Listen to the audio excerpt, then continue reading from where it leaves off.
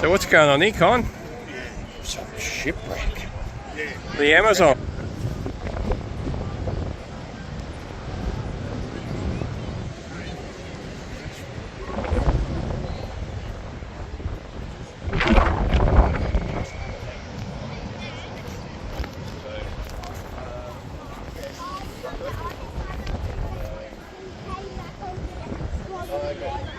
Tell us a bit of the story. Okay, she was built on the Channel Islands in 1855 and flied around Europe, South America, North America, England. She came over here. She was destined to do the Melbourne to Mauritius trade route because the trade routes have been set up with Mauritius, and we were going to trade with their sugar. So 1863 the ship left Melbourne in ballast. She didn't have cargo and came out through the heads and went west. We think she might have been picking stuff up in Adelaide. Got as far as Cape Otway Lighthouse. They could see the light from the lighthouse, but it hit a storm, massive storm, and the storm had completely stripped the sails and started pushing the ship backwards. So the captain turned the ship around, tried to get back to Melbourne but couldn't. The crew had been on deck for 72 hours straight. No food, no breaks, nothing, in the midst of this massive storm. And they got to here and decided they're going to beach it.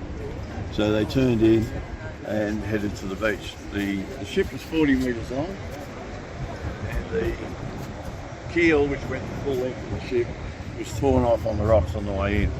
That would have opened the bottom of the ship up, spilled all the ballast rocks, and we know there's a section buried out there, and then as it plowed in, the bow went 3 metres into the sand.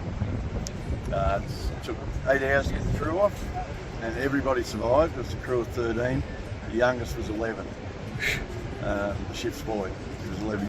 So I think this is the bow. This is the bow. This is the keel section. No, this is the bow. So you can see those curves there. Yeah. They're the curves coming into the bow.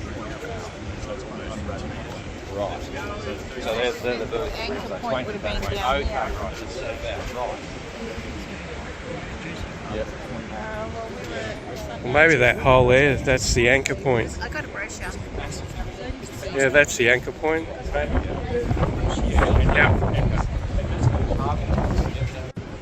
And the captain went off to Civic Pines and assistance. They cut 2 masts down. It was 3 masts of bark. They cut 2 masts down and then hoisted a distress flag on the 3rd one. So if any passing ships would come by, they would see the flag and come and help, hopefully. The captain went off. There was only 2 houses here, and they weren't permanent. They were just like temporary residences. And as luck would have it, a young 14-year-old was riding his horse to Melbourne to have Christmas dinner with his family. And he saw the distress flag through the trees, and he'd never seen it before, so he went over to have a look, bumped into the captain, said, "Jump on the other horse, we'll go to Melbourne." 4 days to get to Melbourne. He reported the ship lost, and 2 weeks later, one of Her Majesty's Victorian ships came down to Melbourne. Well, they were carrying, we know they were carrying salted pork in barrel.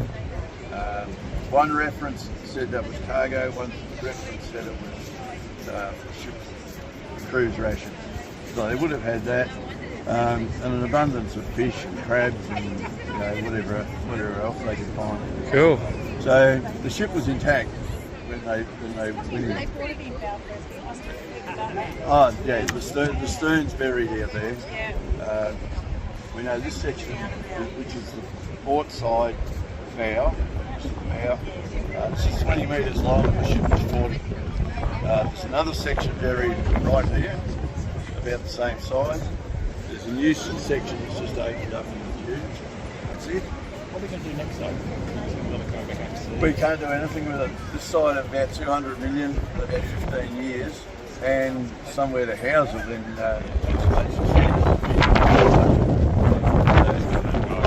just got to let it go. With low even if Elon Musk come along now and said, here's a signed check, you fill out the numbers, we'd still have to have everything in place, ready to go for the next 15 years, and a building waiting for it before we could even start, before it would get released by government departments. Yeah, well, yeah. But it's not simply a matter of drying out the timbers on the shelf. You soak all the timbers, or you'd have to get trucks and trains if you start sections, ship them off, put them in a bath, probably the next 10 years, take it apart, soak it in water and various chemicals to leach the salts and everything out for a good decade. Then you have to treat it with, I don't know what's copper nitrate or something like that. I haven't. And then all you're left with basically is like paper honeycomb. All the inside of the cells of the timber are empty, so it's very, very fragile. So then you fill them with polyethyl glycol. That's PEG.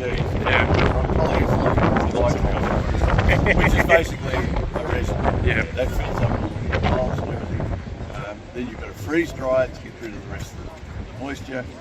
Then you've got to put it in a room that's humidity controlled, temperature controlled, and so on and so on and so on. Yeah. A prime example of that would be if you can watch a documentary on the raising and preservation of the Mary Rose and the Vasa, VASA in Sweden. Yeah. A pride of Yeah. Thank you. Great. welcome. So, Must have taken, obviously, they had to